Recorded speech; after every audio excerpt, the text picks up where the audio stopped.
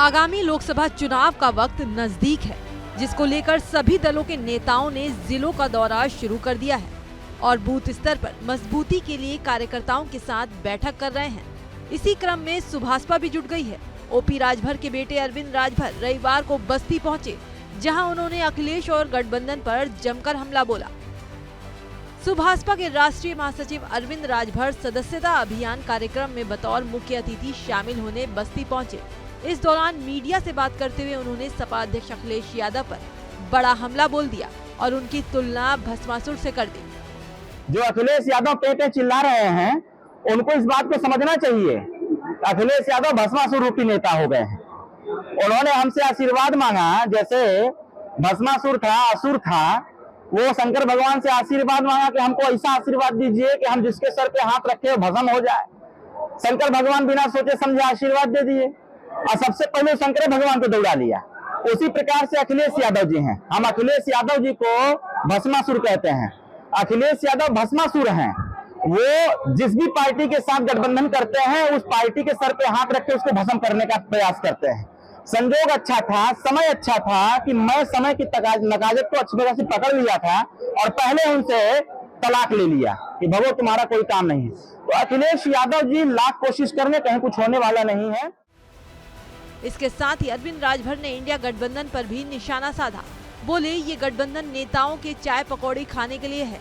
साथ ही कहा, अखिलेश यादव देश में घूम घूम कर एक बार फिर से पीएम मोदी को जिताने के लिए काम कर रहे हैं।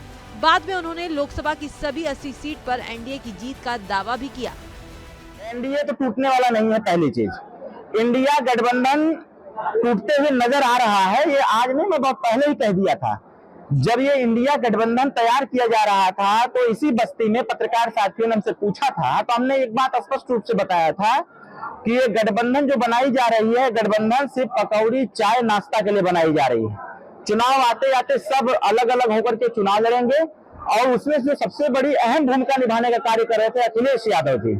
अखिलेश यादव जी उत्तर प्रदेश नहीं, देश में घूम घूम करके वो माननीय प्रधानमंत्री नरेंद्र मोदी जी को फिर से एक बार प्रधानमंत्री बनाने का काम कर रहे हैं। और मैं उनको धन्यवाद देता हूं, उनको बधाई भी देता हूं कि आप अपने मिशन में लगे रहें, जिससे कि हम लोग का काम आसान हो जाए। और सुहेलदेव भारती। वहीं पिता ओपी राजभर के मंत्री बनने का भी अरविंद राजभर ने दावा किया। बोले, जल्द ही गरीबों के नेता मंत्री पद पर बैठेंगे। और मंत्री पद नहीं मिलने के सवाल पर उन्होंने कहा, अगर मंत्री पद नहीं भी मिलता तब भी हम एनडीए के साथ रहेंगे। सेंट्रल और स्टेट गवर्नमेंट दोनों लोग आपस में सारी चीजें क्लियर हो गई हैं, स्पष्ट हो गई हैं। यथाशीघ्र वो डेट आने वाला है जिस डेट में हमारा नेता, हम सब के नेता, करोड़ों लोगों की आवाज, गरीबों के नेता मंत्री पद पर आसीन होंगे और आसीन होकर के उनके हिस्सेदारी भागीदारी की बात करेंगे। अगर शामिल नहीं किया जाता तो क्या एनडीए में भागीदारी आपकी? सुहेलदेव भारतीय समाज पार्टी अगर हमारे नेताजी को एनडीए मंत्री नहीं बनाती है, तब भी हम एनडीए के साथ रहेंगे।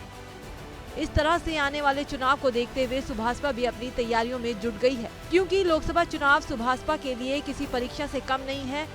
घोसी उपचुनाव में बीजेपी को जीत दिलाने में सुभाषपा कामयाब नहीं हो पाई थी और अब सामने लोकसभा चुनाव है। ऐसे में सुभाषपा को खुद को साबित करना है।